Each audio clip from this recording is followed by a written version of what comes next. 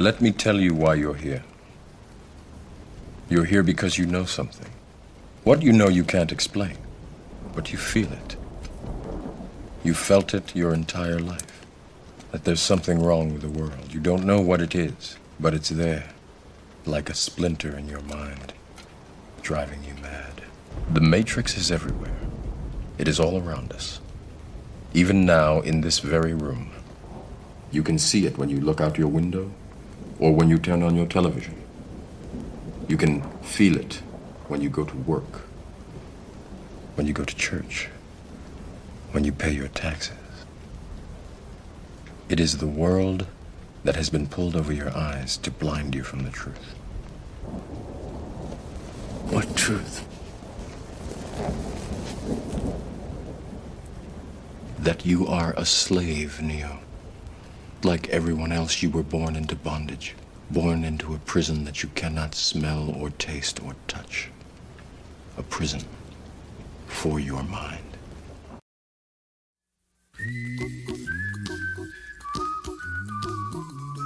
Hi, welcome to Peace Propaganda, a weekly show about living peacefully and the people who try to prevent it. This is Adam. This is Becky.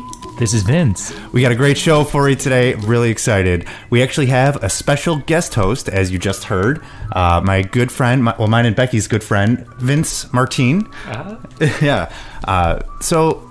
We have an interesting story to lead in that actually I met Becky through Vince. So Becky Levin, the co-host here, we met through our guest co-host, Vince. So you wanna explain that a little bit for us?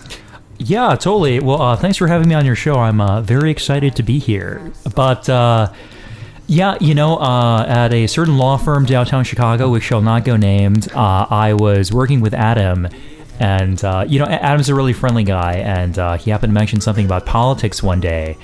And, I actually like politics a lot. And I just mentioned, hey, what school of thought do you adhere to? And I expected him to say maybe something like socialist or maybe like minarchist, which is what I am. But he said anarchist. And I was like, whoa, I thought anarchists were mythical, like the Loch Ness Monster or the Tooth Fairy or something. But no. So we went out for a beer a few weeks later, and he explained it to me. It was very interesting. And then, I'm a runner. I like to run on the lakeshore, which if any of you are in Chicago, I definitely recommend that. Great running on the lakeshore. And one day I happened to be finishing my run, and, I saw this, this pretty brunette. She was finishing her run as well. And I mentioned, hey, how far did you run? And so we got to talking, and she had mentioned something about economics, and I asked her, are you Keynesian or Austrian? What school do you like? And she said Austrian. So I'm like, okay, this is another minarchist just like me. And she's like, no, I'm an anarchist. So I was like, the city's being overrun. Yeah, I was like, no way. I'd never met any anarchists, and suddenly I've met two in the matter of a few months. And, I was like, hey, I got to get these two together. So yeah, took several weeks, but finally got these two together. And the rest is history. So there you have it, Peace Propaganda listeners. I do, in fact, evangelize on the streets of Chicago. I don't just sit in my dark studio evangelizing to the internet. You got agents out on the street picking up brunette anarchists. That's right. If only. That's absolutely right. Well, yeah. What an interesting series of events that must have been from your perspective. How serendipitous. It was super random too, because I hardly ever run. So it was a maybe I should run today kind of thing, and then some random libertarian minarchist approached me and started talking to me. An anarchist butterfly flapped its wings around the world. So yeah, sometimes life is just like, oh, did you want to do something with this? That's great. I can dig it. So we asked you to be on the show today, and you came with a few ideas. So I guess let me back up. One of the things that we agree on, because as you say, you are a minarchist, but one of the things that we tend to agree on is the drug war, right? Absolutely. Or at least we tend to agree that drugs should be legal, right? So, but maybe the specific applications of that are a bit more contentious. Sure. Definitely. I definitely agree. So why don't you explain to me and the listeners, what brought you to minarchism? Maybe that might help inform the situation. Oh, definitely. I think a little earlier on in my life, like a lot of people, I defined myself as a John McCain Republican, and then 2008.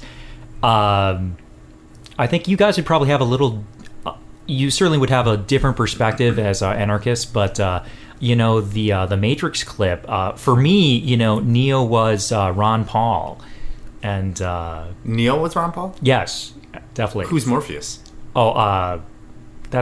Maybe Morpheus was Ron Paul. Okay, but I'm not sure who Agent Smith would be. I mean, maybe that's I don't know, George. The state. Yeah, the state. George Bush, Barack Obama, and Nancy Pelosi. I don't know, but it just really spurned libertarian ideals in me, and I'm sure a lot of people in the political system, they just don't really know where they stand. So I guess what made you realize, other than watching The Matrix, what made you realize that there were sort of deep flaws in the sort of Republican establishment? You said you were a McCain Republican. Uh-huh. So what turned you away from that, I guess? Was it the drug war? Well, just when I was listening to Ron Paul make his arguments, it's like, okay, this makes sense. Okay. So you were just one of the Ron Paul converts. Yeah. Absolutely. So that's Okay. Yeah, I like that. I like that a lot. So you followed Ron Paul for a while too, right, Becky? I actually didn't. I only discovered Ron Paul after I think I had already become an anarchist. And so initially when I heard about Ron Paul, I was like, oh, he's just another dude. He's just another politician. And then I started to realize that he was actually, you know what? I'm wrong. I actually read his Congress exit speech, and I was like, why does this politician sound so much more like a regular human being than other politicians I've heard? Yeah. But then I was like, well, I must just be crazy because I was still a liberal at the time. Yeah. So, but yeah, I mean, I didn't get to hear through. I him. confess, I have my issues with Ron Paul, but that exit speech was a thing of beauty. It was great speech. Very well done. Yeah, I got to say. Okay, so anyways, before we go into the break, why don't we lead in here with what you came with? You said you wanted to talk about the drug war. Absolutely. So, hit me with it. What are your thoughts on the drug war? Obviously, we teased it a bit. You oppose it, right? So let me play the hyperventilating mother. So. What do you mean you oppose the drug war? You're saying that you want drug addicts wandering the streets, abducting children, and then selling them to Colombian drug lords for their next hit? Is that what you want, Vince? Just the opposite, actually. I think that's the status quo, and I think the drug war could just be a lot more productively approached if we legalized it. And of course, as a minarchist, I would say, hey, let's legalize it, and we can regulate it locally. I know that that would be, as an anarchist, you'd probably have a different solution to that. But I think the drug war in and of itself is extremely destructive. And I know, as mentioned to you guys earlier, in my opinion, it indiscriminately targets poor people and minorities and military veterans. And I'm just very, very much against it. And I appreciate being able to talk about it. It's a topic that's very near and dear to my heart. Yeah. So something that I think is really worth noting is that whenever there's something, whenever we call something a war against X, so like the war on drugs or the war on poverty, whenever you're fighting something, you're making it bigger, right? Because when we say, oh, we're gonna keep we're going to get drugs under control and solve all these problems by fighting them with violence. Right. Well, it worked on alcohol, didn't it? Oh, yeah. I mean, it works all the time. We know how prohibition works. It's like the magic fucking...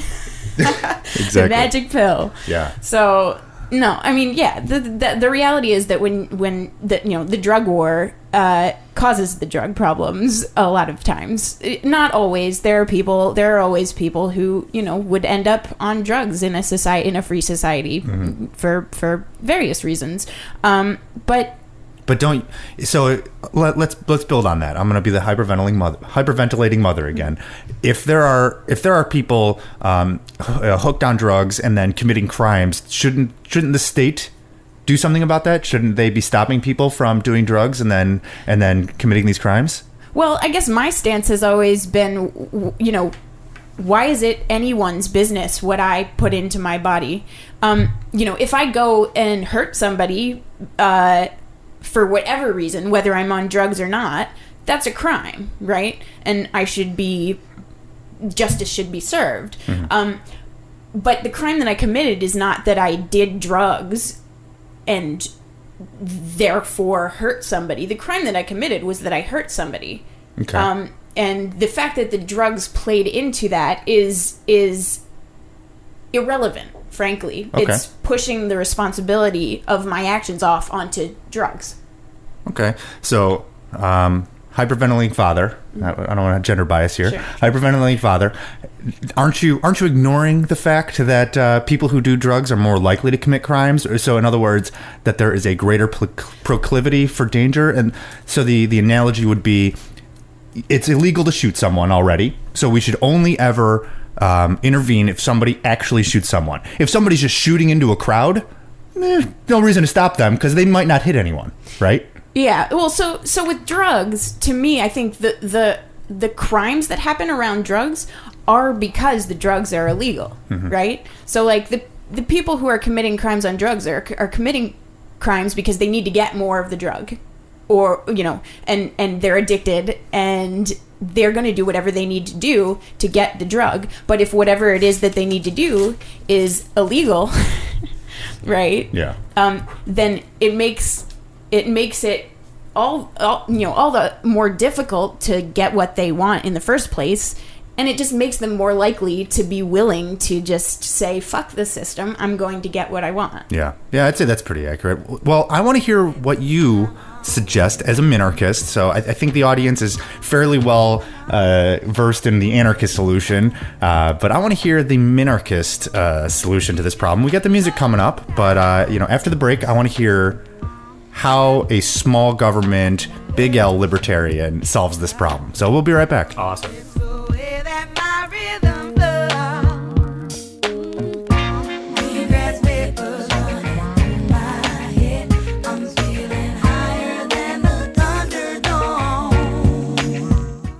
Hey, Becky, I was having this dream the other night where I was taking a test and then all my teeth fell out and then everybody died. Wow, Adam, that sounds pretty intense. But there are people who can help you interpret those. Really? Where?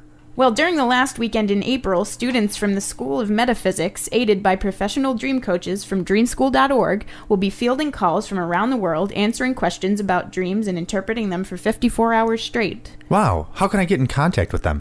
You can call them at 773-427-0155 from 6 p.m. Central Time on April 25th to midnight on April 27th with your dream questions. Wow, I'm definitely going to do that. Where can I find more information? They have a Facebook page called 26th Annual National Dream Hotline Weekend.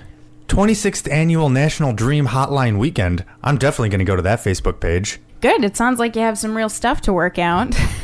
Looking for a purse to snatch. Cops give a damn about a Negro. Pull a trigger, kill a nigga, he's a hero. Get it back to the kids who the hell cares. One less hungry mouth on the welfare. First ship them, don't let them deal with brothers. Give them guns, step back, watch them kill each other.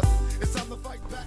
All right, so we're back with our friend Vince, and as anarchists, I think we're all wondering how a minarchist would go about dealing with the drug problems that we have in this country. Definitely. Well, first off, I'm sure when we look at this from an economic perspective, it's very similar to alcohol prohibition in the 30s. And in that regard, if you have a demand for something, we have a demand for drugs, and the state makes it illegal and limits the supply, obviously the price is going to go up. And I would say as a minarchist, you've got you got this demand for something, this commodity, and it's unregulated. It's in the black market. You've got a high profit margin. It's pretty predictable that instead of the free market supplying the drugs, you're going to have the thugs and the mafiosos supplying the drugs. And they're going to take that high profit margin and it's going to embolden them. And that's why these drug cartels on the Mexican border, that's why they're so powerful. So you mentioned unregulated as part of the issue, it sounded like. Can you explain how you think regulation would help the problem? Sure. Well, I think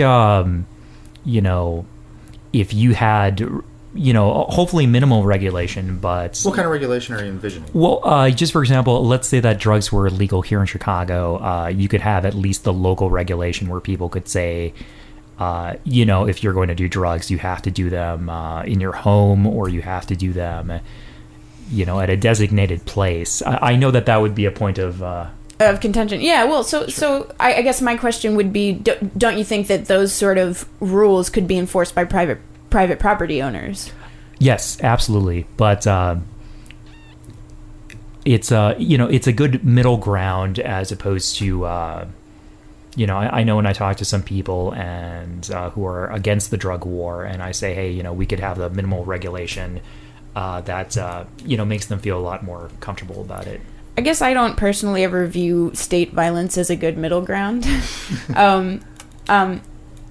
I can understand the line of thinking, but my feeling is that the drug problem, and you mentioned it in your description earlier, that the demand doesn't just go away when you say it should, right? The demand for drugs is going to be there as long as it's there, and we can't just initiate violence against the market in order to hide the fact that the market is telling us that we do have a drug problem in this society. Yeah, I can dig it, Becky. I think that, I've heard people like Ann Coulter make the argument that she doesn't want to pay for the health care of drug addicts, which is logical enough on its face, but at the same time, she doesn't want to pay for the health care, but she's perfectly fine paying for the incarceration, which I think is a lot of the time a lot more expensive. So that's a very important point to make. Drug usage it's going to be lowered through education as opposed to the illegality of drugs. I know that if all drugs were legal tomorrow, I would not be like, hey, I want to check out some heroin or something like that. I think that's rather ridiculous. But, I know I was talking to you guys a little earlier about Officer Friendly and McGruff, the crime dog, and what have you. And, I had my parents and my abuelo tell me, don't do drugs. Drugs are bad. And so the illegality, it just seems illogical. I agree, and the point I think that you're trying to make is useful education, because obviously we've all had the experience with the DARE police where they tell you that marijuana is going to make you peel your skin off like an orange or something like that. No, that actually was the myth that went around in my junior high, was that marijuana That's a new one to me. Yes, would make you want to peel your skin off like you were a human orange.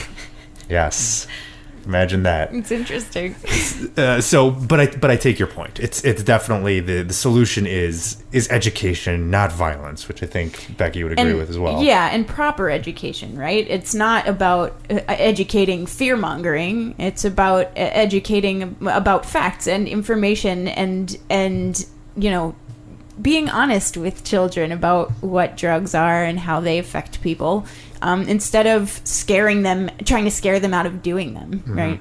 Yeah, and if there is anything, to scare somebody about, it would be the firsthand knowledge of the actual effects of some of the more malicious drugs. So I know in Portugal, the drug use is down since they largely decriminalized, and it's usually attributed to the fact that kids can see firsthand the negative effects of drugs. Right.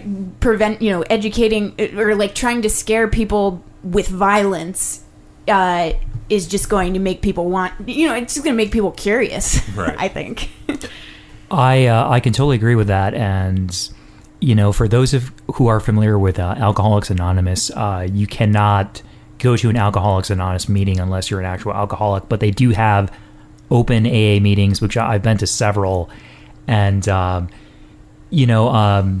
I think that the drug war largely targets poor people and minorities. And also, I've seen that it targets a lot of military veterans. And the reason is because, just in general, it was explained to me by a few of these recovering alcoholics. They were saying that drugs are in and of themselves, taking drugs or being an alcoholic, it's not the problem. It's a solution for another problem. So just for example, like at one of these AA meetings, or at most of these open AA meetings, I see at least one military veteran there. And there was this one gentleman who was a veteran from the Afghanistan war, a soldier, and he had PTSD, and he saw these terrible things, and he comes home and he's trying to deal with this, and he starts abusing alcohol, and he starts abusing drugs, and he gets dishonorably discharged from the military, and he's homeless.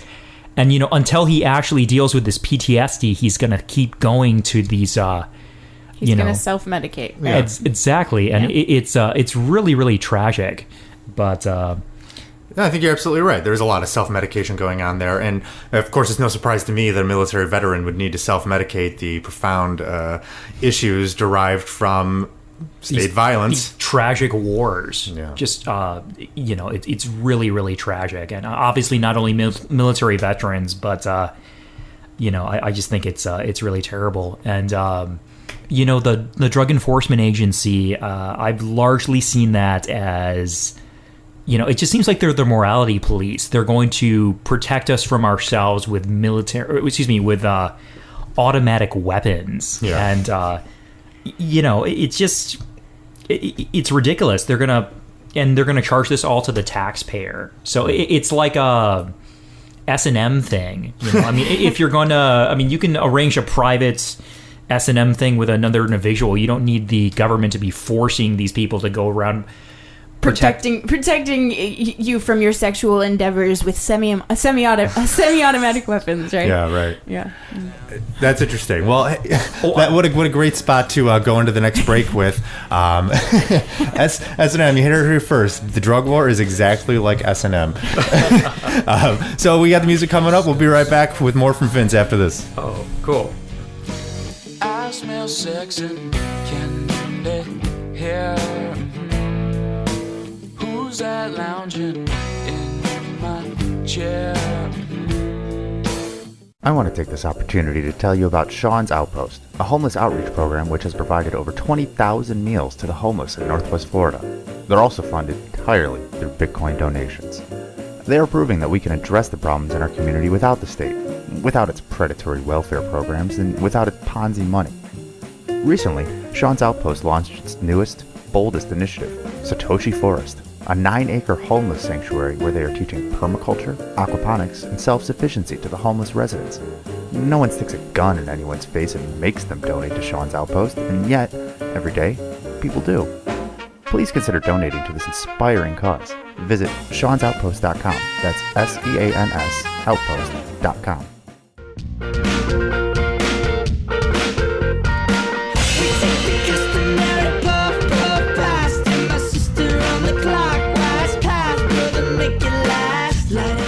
All right, welcome back to Peace Propaganda. By the way, if you like any of the music, please visit the show notes. We always keep the links to all these songs in the show notes, and also links to where you can follow us on Twitter and Facebook, iTunes, Stitcher, everything under the sun. And we're getting the YouTube page up and running, so that should be up and running in the next week. And of course, follow us on Facebook. We've been taking some pictures during today's broadcast, so look for that. You can see our beautiful mugs, as well as our beautiful guest co-host Vince, who we have with us today. And yeah, so you during the break here, you were talking about you were describing the Friedman's view on the drug war and how the benefits and effects accrue in a socialized fashion because of the state. Can you elaborate on that? Certainly. I think it's Friedman who said something to the effect of obviously it's tragic if, just for example, like someone makes the unfortunate decision to do heroin and let's say they overdose on it and they die. That is unfortunate, but at least that person made the conscious decision to, take drugs, as opposed to the byproduct of the drug war, which is you have a lot of violence. And so the 10-year-old child who gets shot in the drive-by, they did not make the decision.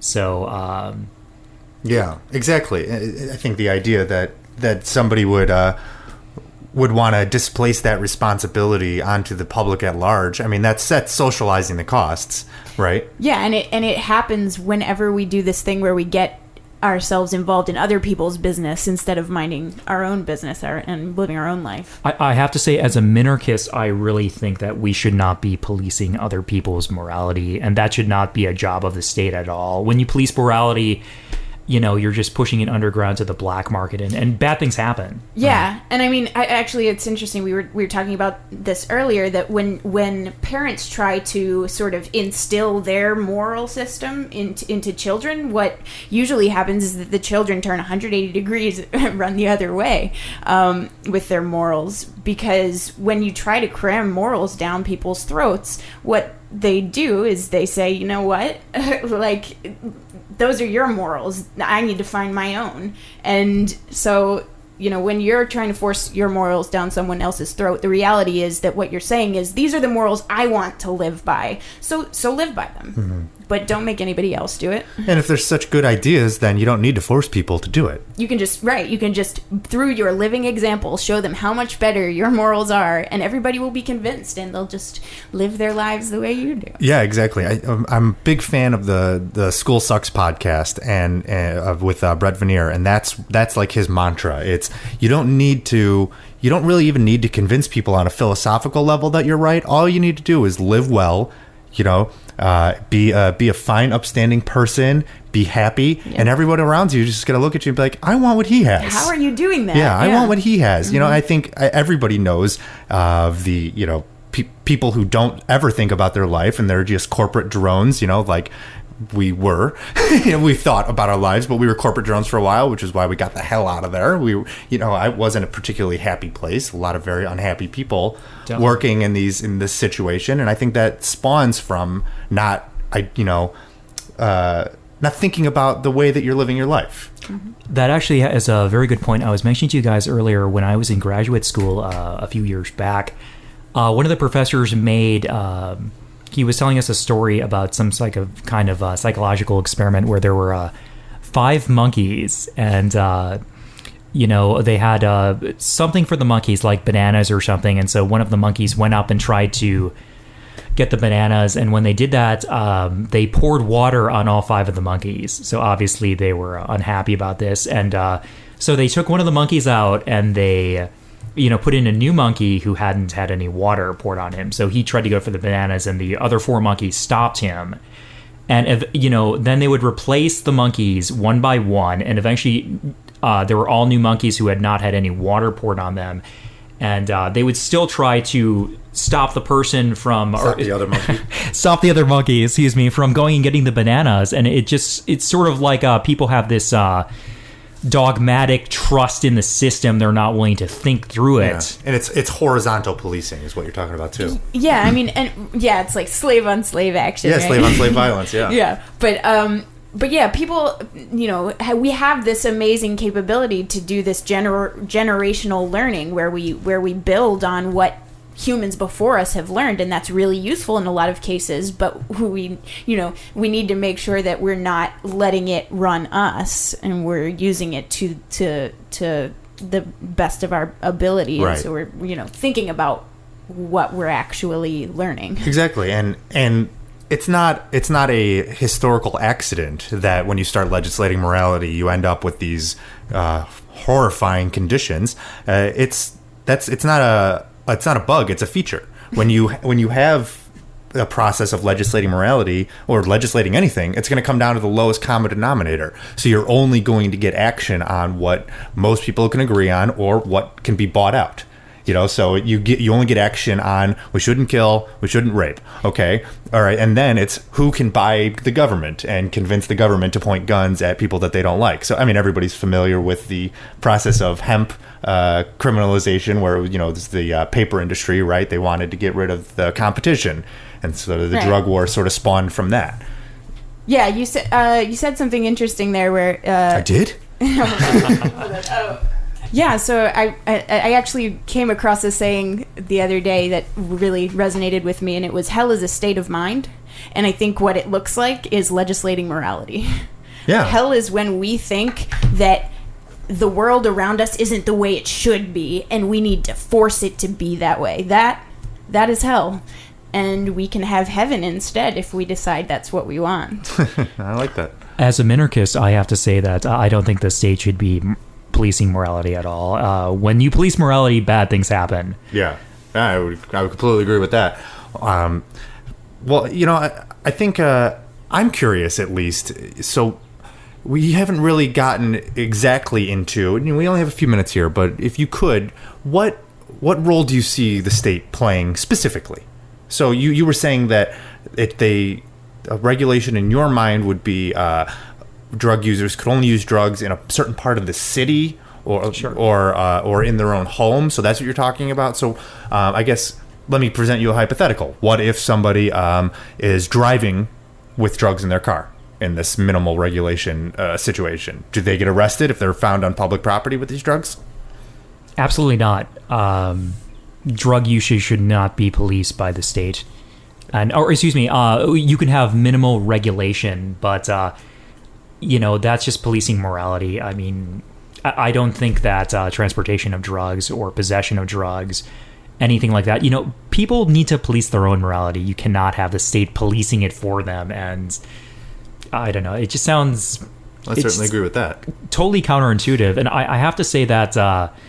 there was one friend of mine, a nice guy, big into marijuana, but was apprehensive about, legalizing other drugs. And he represented this idea to me. He's like, if we legalize other drugs, if these thugs and mafiosos aren't dealing drugs, they're going to be doing something much worse. And when I thought through that, it just seemed like, and I've heard that argument a few times, but when I've thought through that, it seems like that's just endorsing the drug war as a jobs program for criminals. Right. And, it's endorsing the drug war as a jobs program for the police and the DEA agents. And when you think of it that way, it's ridiculous. People get super terrible. up in arms about their jobs. They're like, you got to keep the jobs at all costs. It doesn't matter if these jobs are useful. Yeah, that's interesting. I've never heard that before. A jobs programs for criminals. So the implication there